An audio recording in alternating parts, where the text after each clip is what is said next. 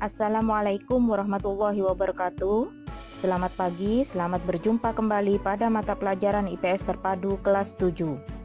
Jangan lupa ikuti protokol kesehatan dengan memakai masker dan mencuci tangan. Sebelum pelajaran dimulai, kita berdoa terlebih dahulu. Setelah itu kalian simak materi berikut ini.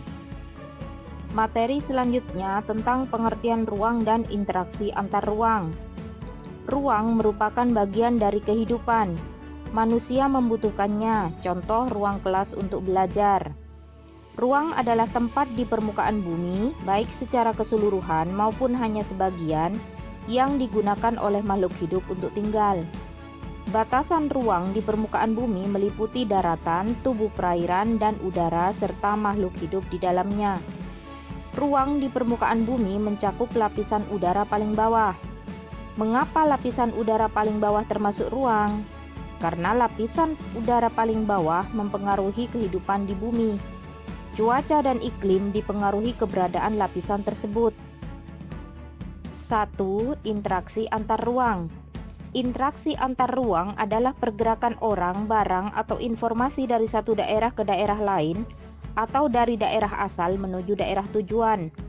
Interaksi dalam pergerakan manusia ini sering disebut dengan istilah mobilitas penduduk. Sementara itu, interaksi dalam bentuk perpindahan barang disebut dengan transportasi. Sedangkan interaksi dalam bentuk gagasan disebut dengan komunikasi. Berikut 3 faktor yang mempengaruhi interaksi antar ruang. A. Wilayah saling melengkapi. Disebut juga regional komplementari, adalah kondisi saling melengkapi yang terjadi jika ada wilayah-wilayah yang berbeda komoditas yang dihasilkannya. Perhatikan gambar berikut. Tampak wilayah A menghasilkan sayuran dan wilayah B menghasilkan beras. Wilayah A membutuhkan beras dan wilayah B membutuhkan sayuran. Perbedaan ini menyebabkan berlakunya hukum saling melengkapi.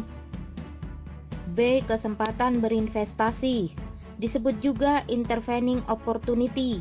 Merupakan suatu lokasi yang menawarkan alternatif lebih baik sebagai tempat asal maupun tempat tujuan. Jika seseorang akan membeli suatu produk, maka ia akan memperhatikan faktor jarak dan biaya untuk memperoleh produk tersebut. Perhatikan gambar berikut ini. Kebutuhan suatu wilayah tidak cukup dipenuhi dari satu wilayah saja. Dengan demikian, akan muncul kesempatan suatu wilayah memenuhi kebutuhan wilayah lain, karena timbul hambatan interaksi antar wilayah. Hambatan tersebut muncul karena keperluan yang dibutuhkan tidak diperoleh pada satu wilayah. Kondisi ini menunjukkan interaksi melemah. Interaksi akan menguat dengan wilayah yang mampu menyediakan kebutuhan. C. Kemudahan pemindahan dalam ruang, disebut juga spatial transferability. Diartikan sebagai kemudahan dalam ruang seperti pemindahan manusia, gagasan, barang, dan informasi. Kemudahan tersebut dapat diukur dari jarak, biaya, transportasi, dan kelancaran angkutan. Perhatikan gambar berikut. Cobalah amati pedagang keliling yang menjajakan dagangannya. Pedagang itu memerlukan waktu hingga malam hari untuk menjual semua dagangannya. Tentu ia memerlukan biaya seperti bahan bakar sepeda motor yang dikendarai. 2. Persebaran penduduk. Penduduk adalah sekumpulan orang yang menempati suatu wilayah. Penduduk terikat dengan aturan dan tata tertib yang ada di wilayah tersebut. Penduduk satu wilayah dengan wilayah lain memiliki karakteristik berbeda. Hal itu berkaitan dengan kepadatan penduduk, pola persebaran, dan kondisi alam. Contoh 1. Wilayah X dihuni oleh 250 jiwa, sedangkan wilayah Y dihuni oleh 100 jiwa. Wilayah X lebih sempit dari wilayah Y, maka dapat disimpulkan bahwa wilayah X memiliki kepadatan penduduk lebih tinggi dari wilayah Y. Kondisi tersebut mencerminkan terjadinya persebaran penduduk yang tidak merata. Selain itu, ada faktor lain yang mempengaruhi. Salah satunya disebabkan oleh interaksi antar wilayah. Interaksi antar wilayah menyebabkan penduduk melakukan mobilitas. Tujuannya untuk memenuhi kebutuhan yang tidak dapat diperoleh di daerah asal.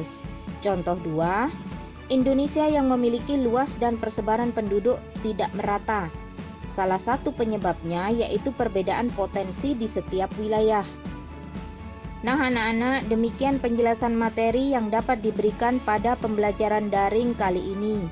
Tugas kalian selanjutnya adalah mempelajari kembali materi yang baru saja diberikan. Jika ada yang belum kalian mengerti dan pahami, bisa bertanya lewat WA Group atau Japri. Demikian saya akhiri. Wassalamualaikum warahmatullahi wabarakatuh.